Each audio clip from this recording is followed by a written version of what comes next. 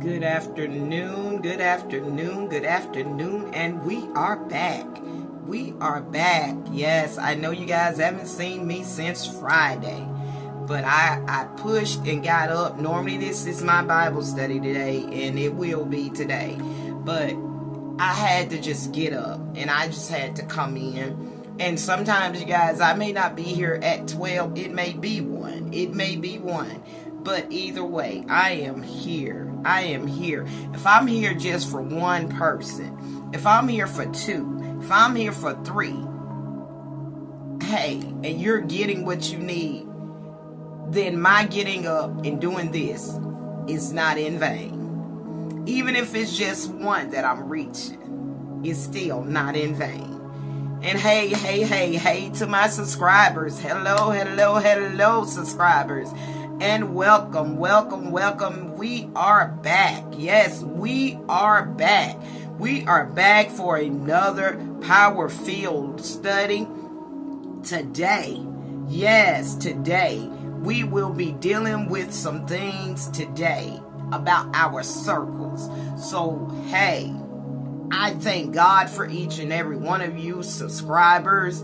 I don't know if that subscriber came back. I don't know if I got a new subscriber. But hey, if I got a new subscriber, hey, welcome to our channel. Welcome, where we're going to learn together. We're going to grow together. We're going to cry together. We're going to pray together. We're going to do all these things together. Yes, we're going to grow together, because that is the destination for this channel. Equipped to change lives. That is it. Equipped to change lives. International Ministries of Christ. That's what we're here to do. We are equipping you one by one, 2 by 2. Just what God wants us to do. And I thank you. And if you are that old subscriber that was here, who left, hey, welcome back. If it was you, welcome back. Hey, I don't come on here to try to hurt anyone. I only have to do what I'm asked to do. I have to keep stressing that. I have to speak what I have to speak, that way that God tells me to speak. Because I don't want the blood to be on me. I don't want it. Because as our bishop preached Sunday, hey, those of us who have been called into this and we know to do right, that we're going to get whipped with many stripes. Those stripes won't be when we get to heaven. Why? Because there is no sorrow in heaven. There is no heartache in heaven. There is no punishment in heaven. There is none of that after everything is made well in the end. So we're going to get those whippings. We're going to get those chastisement. We're going to get those slashings and beatings here. And God knows I have had enough of those corrections, that I'm not trying to go there again. So, hey, you guys, just think about it, that He correct those who He love. So if I come and I have to correct you with the word of God, I do that because I love you. It is not because I dislike you or I'm judging you for what you're in or what you're doing. No, it's because I want to see you grow. I want to see you get better. I want to see you grab a hold to the horns of the altar and never let it go. I'm not here to judge, but I'm here to deliver. I'm not here to judge, but I am here to correct. I'm not here to judge, but I am here to give you the instructions of what said the Lord our God. So, hey, I just really want you guys to understand how much you mean to God, how much you mean to me, how much I want to see you get your life in order, and I want to see you get your life right. And I'm thankful. And as I always say, I thank God for you subscribers. I really do. Because I remember when I started out with one faithful subscriber, and then it went up to 2. I thank God the way He has grown it from that 2 to 37. That's the hand of God. And I don't come on here just to be seen. No, I come on here to release. I come on here to give out what I have. And as our chief apostle said, she's not going to leave out of here empty. She's going to pour out everything that she has. The more she comes to the house of God, the more she wants to pour upon us. The more I come and sit right here in front of this video, the more I want you guys to be poured into. I want to pour on you. I want to love on you. I want you to understand that I do not hate anybody, any subscribers, anyone, because hate is such a strong thing. I do not dislike anyone. That is a bad thing, but I do love you.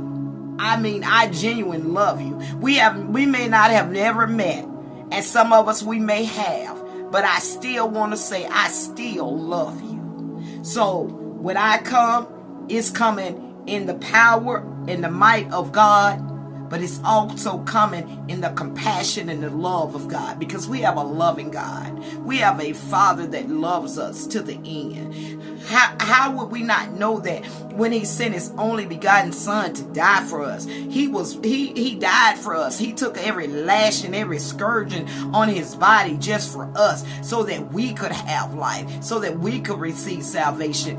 He gave us grace. He covered us. He gave us favor. All because we were on our way to a dying hell. And if we don't understand that that's a God that loves us, then something is not right with us. Something is not clicking in us. Something is wrong with us. That he took a scourging just for us. That he was unrecognizable.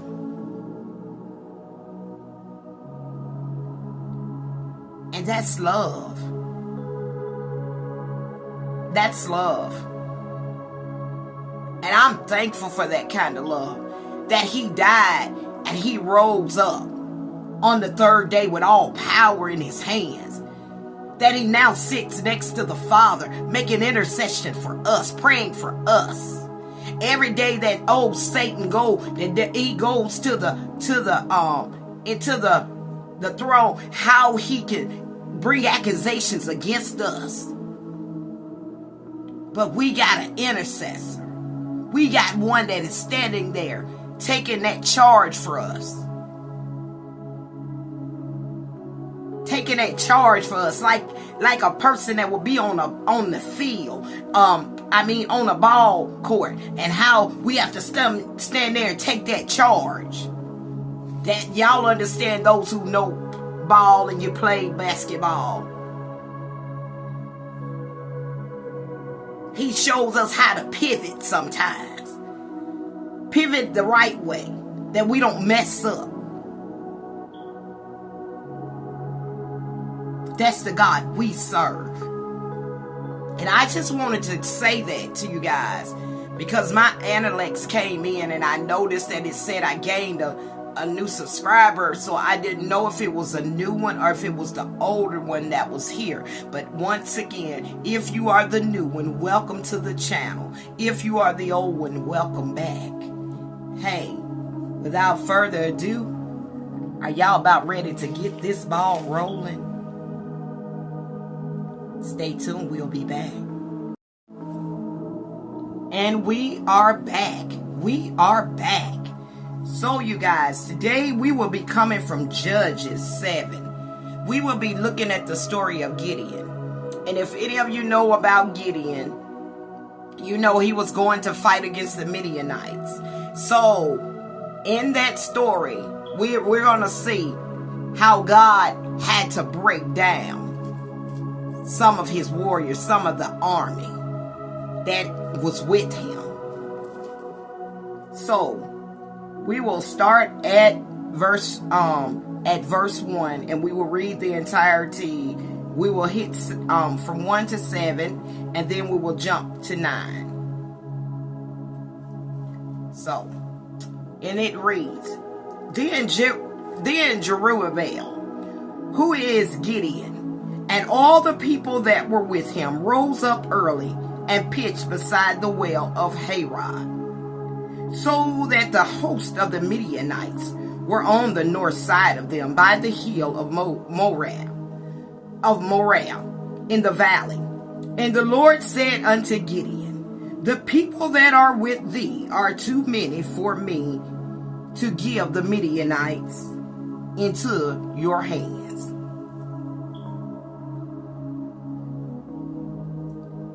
lest Israel vaunt themselves against me, saying, my hand have saved me. Now, therefore, go to proclaim in the ears of thy people, saying, whosoever is fearful and afraid, let him return and depart early from Mount Gilead. And there returned of the people 22,000, and there remained 10,000. And the Lord said unto Gideon, the people are yet too many.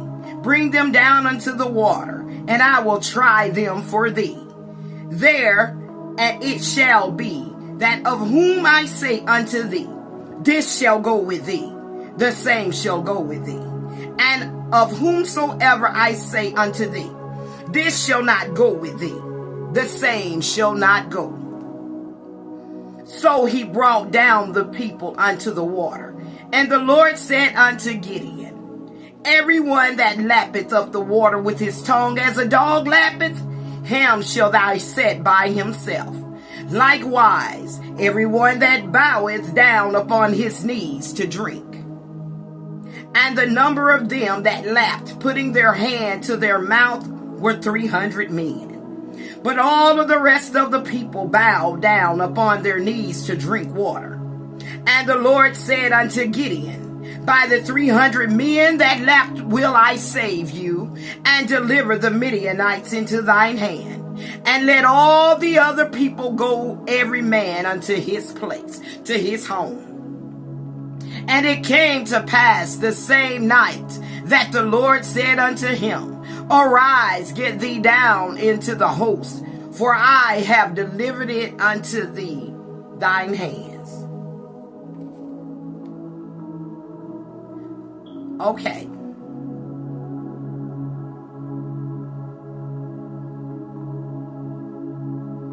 Let's back up. I skipped 8. I'm sorry, guys. So the people took victuals in their hand and their trumpets, and he sent all the rest of Israel, every man unto his tent, and retained those 300 men. And the host of the Midian was beneath him in the valley. And it came to pass the same night that the Lord said unto him, arise, get thee down unto the host, for I have delivered it unto thine hand. Amen. We know that God's word is already blessed. We know that it is blessed, it is blessed, it is blessed. And today, our topic today will be, it's time to cut down your circle. Woo! Yes, God. It's time to cut down your circle. Here we see that Gideon, who was called Jerubbaal, or you can say Sherubbaal, either way, you can pronounce it 2 ways. And all the people that was in his army, they rose up early. How many people that you have that say they are your friends and your intercessors and they got your back? How many of them is rising up early in the morning with you to fight in prayer when you going through something, when you got to go into battle, when you got to go into war, when you got to go in and fight? How many of them are rising up early for you? How many of us who say we're in the army of God, who say we're with God, but we're not rising up early to get ready for war? We're not getting up early to get ready to fight, but we have allowed ourselves to just become relaxed. How many of us have been found guilty of not rising up early, getting prepared for battle? And they pitched beside the well. When it was saying that they encamped beside they encamped beside the camp of the Midian, and it was north of them by the hill of Moriah in the valley. And the Lord told Gideon he had too many men. He told him that he had too many men to go into battle, to go in, and that he allowed them to be able to get the victory. And he had too many men because he said if they went in and they went into war, they would think that they had did what had happened. They would have thought that they had won the war. They would have thought they had did all of that. But what the problem would have been is, we'll use it in late terms now, they would have got the big head. They would have got proudful. They would have got haughty. They would have thought that they did it and not God that did it. How many of us sometimes get prideful? How many of us sometimes get a little haughty? How many sometimes in our circle people get a little proudful? How many of our people in our circle get a little haughty? And when things start to move, they think that they did it, but it's been the whole circle, should have been the whole circle, should have been the whole group, that all of us came together and those things came together and we trusted in God and we watched God win the victory in the battle for us. And that's what God was saying. He couldn't use them all because they would have come up against him. They would have vaunted up against him and thought that they were the ones who did what he had did himself. Sometimes people may think that they've won things themselves, but it wasn't you. It was the God that you served that won it. It was the God that gave you the victory over everything that you did or you came. You may have had a case in court, but just know that it was the just God. It was the judge. He was the executioner. He was the one that allowed you to get what you got. You may have had a lawsuit against somebody and then you got such a big overflow. You got such a large sum of money, but it wasn't anything that you did. It wasn't anything that your attorney did, but it was because God favored you and God did it. And he caused you to really win that victory.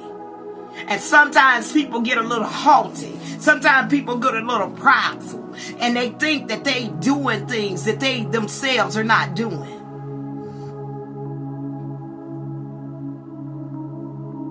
He said they won't give me the credit for what I'm going to do. So I can't have you take all of them in there. All of them can't go.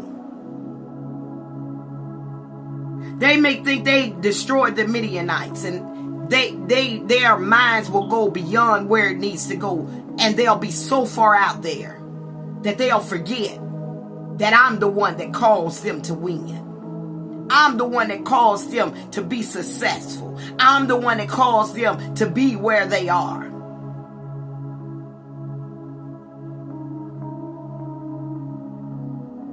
And he was saying, but it was really going to be my hands that would win the victory.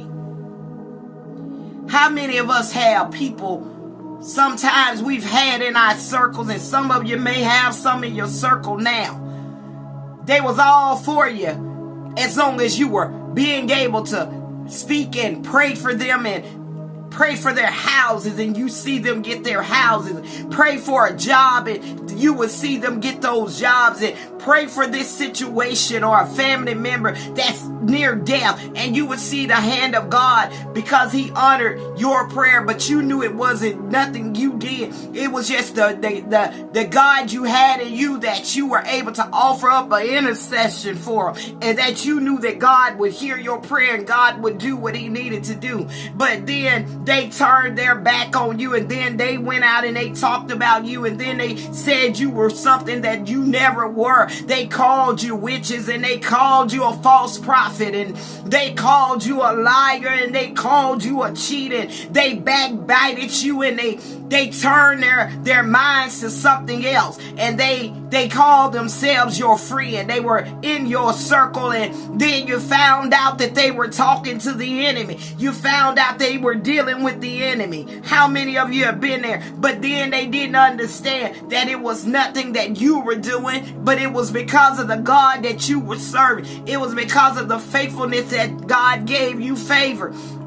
It was because you were chosen to go before the throne and to bring some things down because your heart is right, because your heart is pure, because you want to see people have everything that they need. But what about when you need? Where were they at? Were they in your circle? Could you find them? Were they praying for you? Were they interceding for you? Were they sending up the same prayers that they were asking you to send? Because see, sometimes people are in your circle just so that they can backbite you. You got some people in your circle that ain't really watching like they supposed to. You got some people in your circle who mean you no good. It's all about them, and them. And then they forget how you went to heaven on their behalf.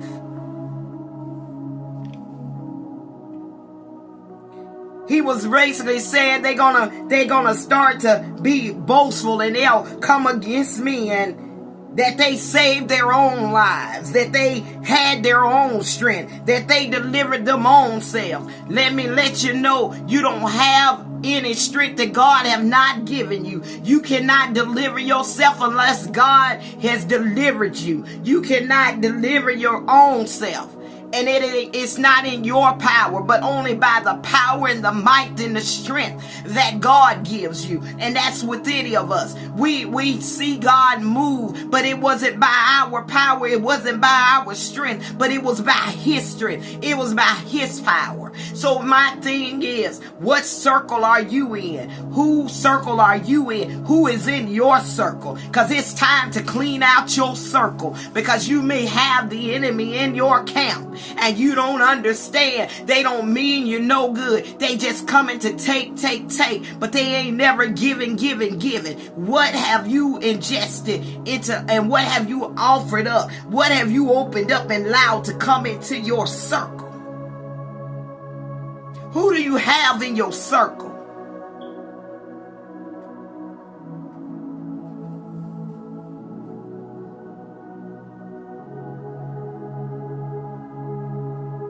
And then the Lord told him, He said, you speak to the people and you tell them, you proclaim to them that whoever is fearful, whoever is afraid, you need to leave this mountain now.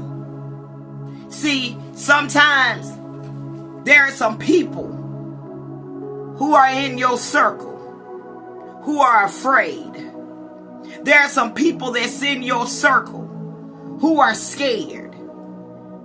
There are some people that are in your circle who are fearful, and they don't want you to know that they are scared. They don't want you to know that they are fearful. They don't want you to know that they really don't want to go to battle for you. They really don't want to go to war for you. And that's where we are now. There are people who have said yes to God, but now that things are in a place that they're in, and people are dying, and people are going through, and people are going through so many different chaos and so many tribulations. People don't want to say yes anymore. They don't want to go any higher in God, because every time you get elevated, the higher you go, the stronger things get, the more intense it gets, the more stronger it gets, the more stronger the demons get. And a lot of people don't want to be in the circle of God anymore. Some people don't want to assemble themselves with God anymore.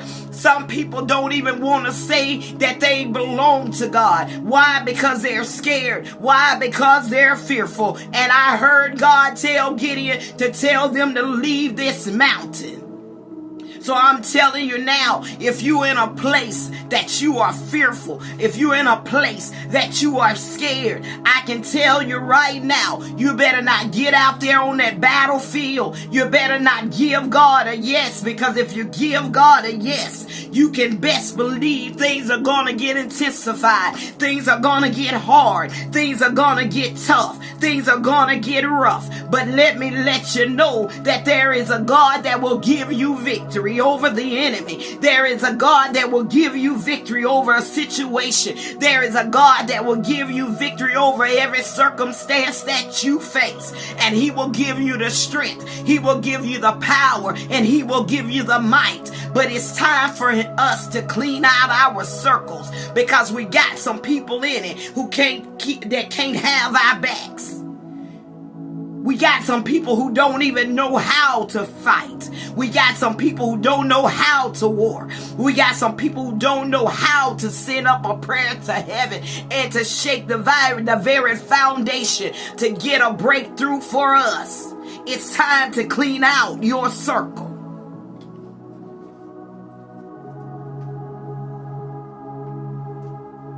If you can't fight for God, then you better find yourself back at home. You better find yourself back where you were, because now we're in warfare. We're in warfare, and it ain't fixing to be nothing nice of the things that's coming. But are you ready to fight? Are you ready to hold your ground? Are you ready to keep your peace and let God fight? Are you willing to fight in this battle? Are you ready to let God do what he does the best? And that's always come out with the victory. For our God, he truly is champion. He stand and he reign above all,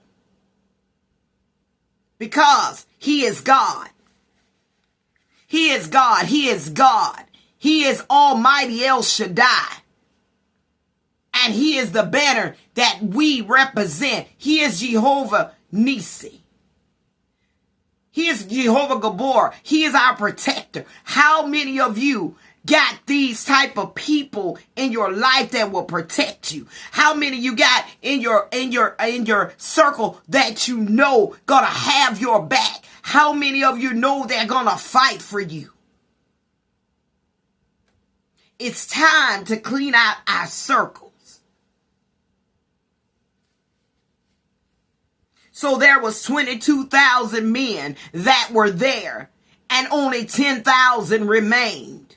So when God spoke when the Lord spoke to Gideon again, he told Gideon, you still have too many. You still have too many that is in this circle. So what I need you to do is, I need you to bring them down to the water.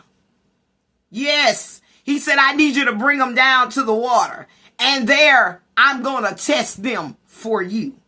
See, let me share something with you. Sometimes God, he'll separate some people from us. He'll start to diminish our circle. He'll start to make our circle small. He'll start to make people be moved from the left, from the left to the right, from the right to the left, from the north to the south, to the east to the west. Sometimes God has to move some people out of our circle. Why? Because he already know what they have in them. He already know what their assignment is. Sometimes they come into your circle as an assignment to destroy you. They have been sent there by the enemy, and then you have confided in them. You have given them everything that you have, and you have poured out to them. You have given them your heart. You have given them your mind. You have given them your soul. You have given them some secret thing that you shared with nobody else. But then all of a sudden you get bit. You get backstabbed. You don't understand how they could do it. And that was like a dagger in the heart. That was like a dagger that went so deep that it just turned and turned and turned.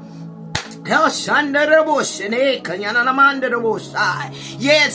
Yes, God. And see, sometimes that's just what people do to God that's in his circle. And when I say his circle, I'm saying his church. That's just how sometimes they do. They'll go in and he done loved them, and he done took care of them. He done provided for them. He done sustained them. He done cleaned them up. He done made them new. He done purified them, but they still found themselves contaminated in something else. And then they start to backbite God. They start to turn their back on God. They start to talk about God. They start to renounce God. They started to treat God as if he was nothing. So then God have to come back and he have to weigh these things out. And sometimes when he try to get you and he continue to try to speak to you and you don't want anything to do with you, with the God that brought you into your existence, then he'll turn you over to a reprobate mind. And guess what? That's God cleaning out his church.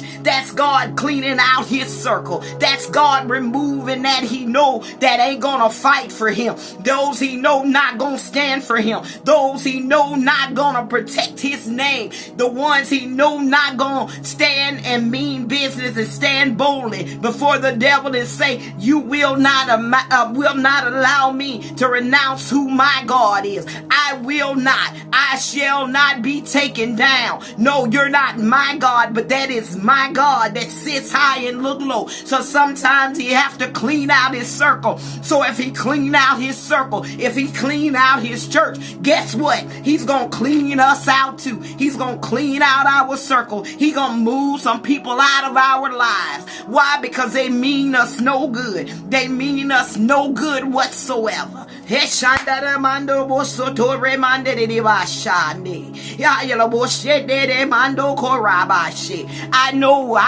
know.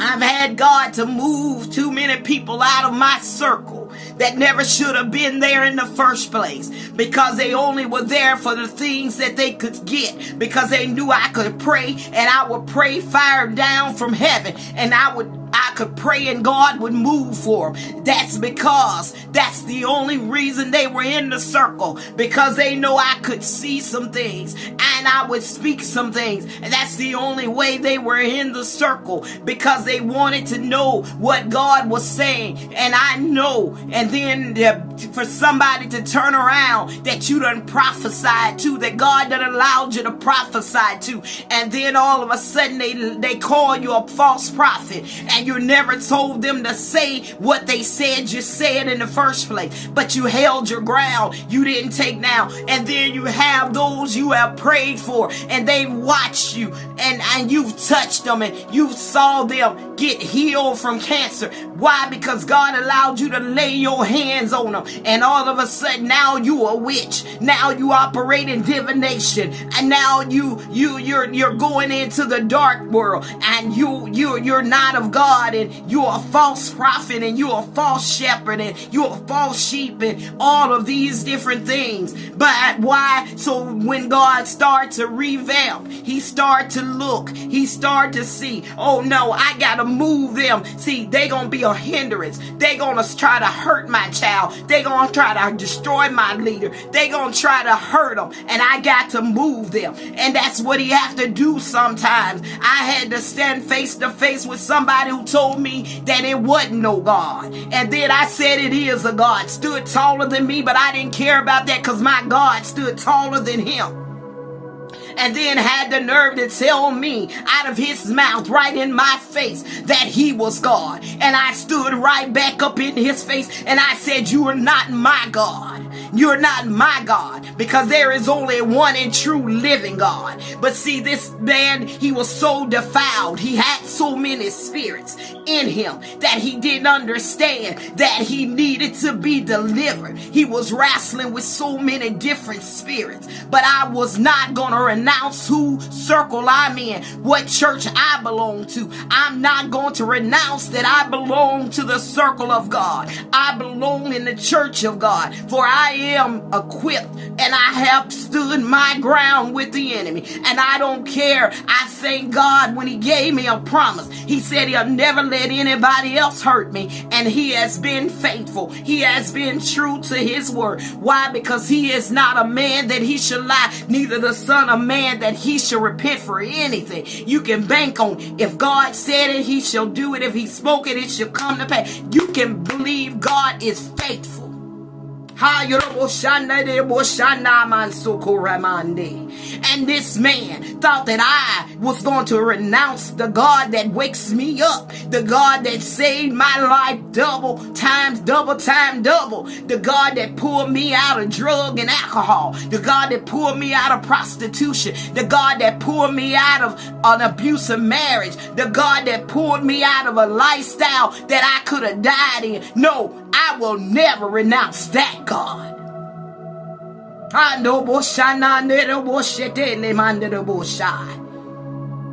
And see, that's the problem with some of us. We got the wrong people in our circle. We got the wrong people who have renounced our God. We have got the wrong people that's sleeping in the circle. They ain't fighting. They're not trying to fight. They don't want to fight. They want you to fight while they reap the rewards.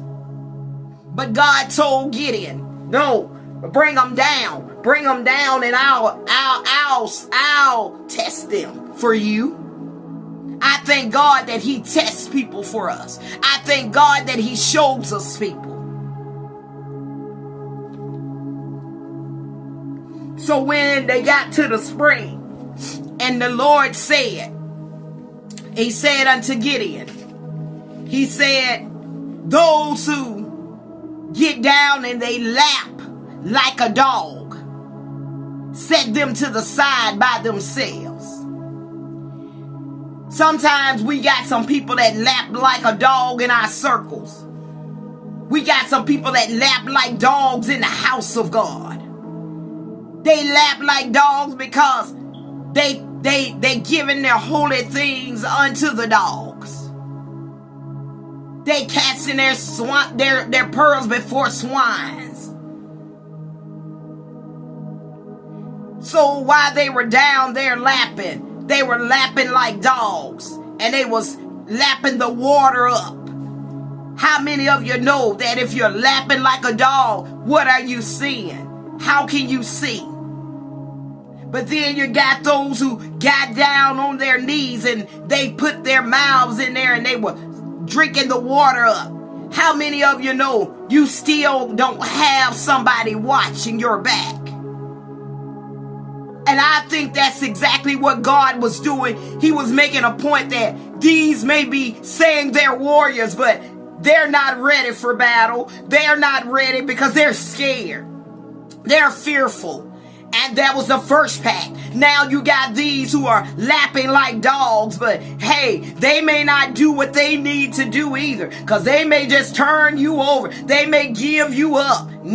You got those who are kneel down and they got their face down. They ain't watching your back. They're not watching you. They're not watching the comrades. So what may happen is that one person may get the whole entire army killed. Those 2 or 3 people may get the whole army killed. Because why? Because they was out of position. They wasn't in the right place. They wasn't watching. They wasn't shielded. They wasn't covering. That's how we are. That's how it has gotten in the body. The intercessors are no longer warring. They're no longer fighting for the leaders. They're no longer guarding the body of Christ. They're no longer standing in position. They're no longer in their post. They're no longer watching. They're no longer praying. They're no longer getting up early to seek God's face, to cover the leaders, to cover the pastors that God has given them after his heart.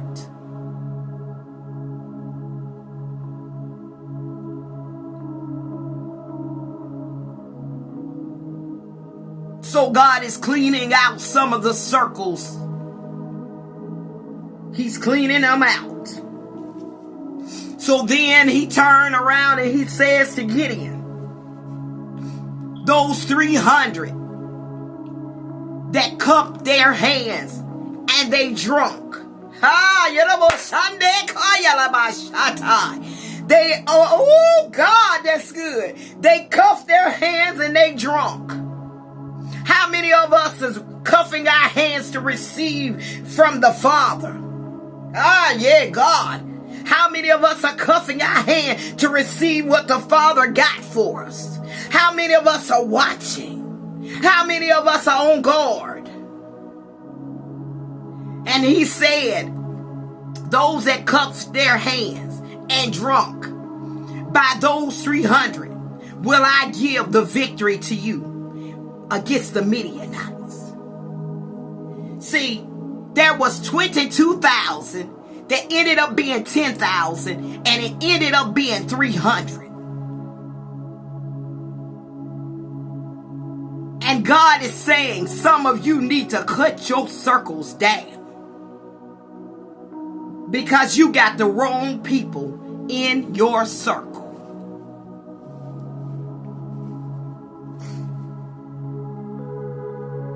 He said, you take those who were lapping like a dog and you sit them on this side. The ones that got on their knees and was getting the water out with their face down, you sit them on this side. But those who were like this and ready, they were ready to receive.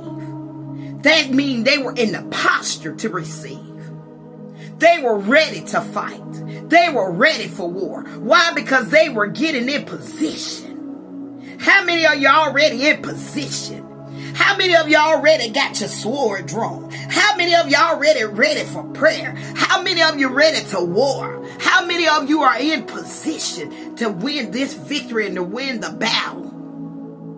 To win the souls that's yet still out there lost? Are you ready? Are you in position?